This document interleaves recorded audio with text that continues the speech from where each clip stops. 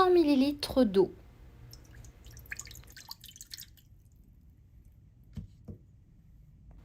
« 110 g de sucre.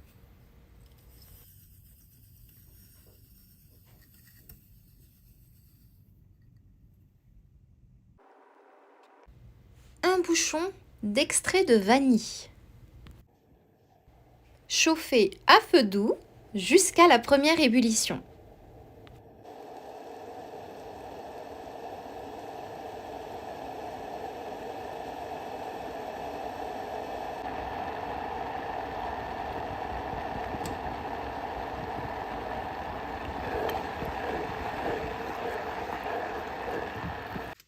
« 30 g de farine de châtaigne. » Alors la farine de châtaigne, c'est pas compliqué à faire. C'est simplement des châtaignes qu'on a fait sécher, qu'on a réduit en poudre. Alors il faut savoir qu'il existe plus d'une centaine de châtaigniers différents.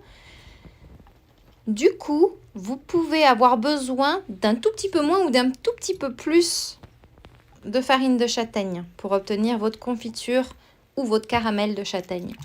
Mélangez et laissez reposer environ 2 heures.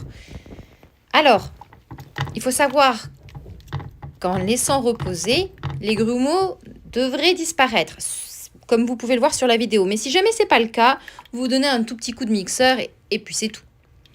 Après 2 heures de repos, la farine a un tout petit peu épaissi le mélange.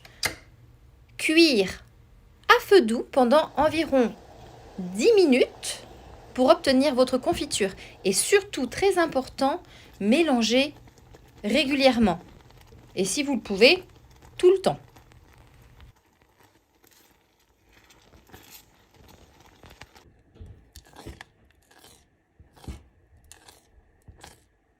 La confiture de châtaigne fait maison est prête quand vous obtenez cette consistance.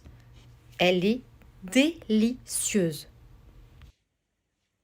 Cette façon de faire la confiture de châtaigne à partir de farine de châtaigne, ça permet de vous faire gagner du temps au niveau de la cuisson et donc de faire des économies.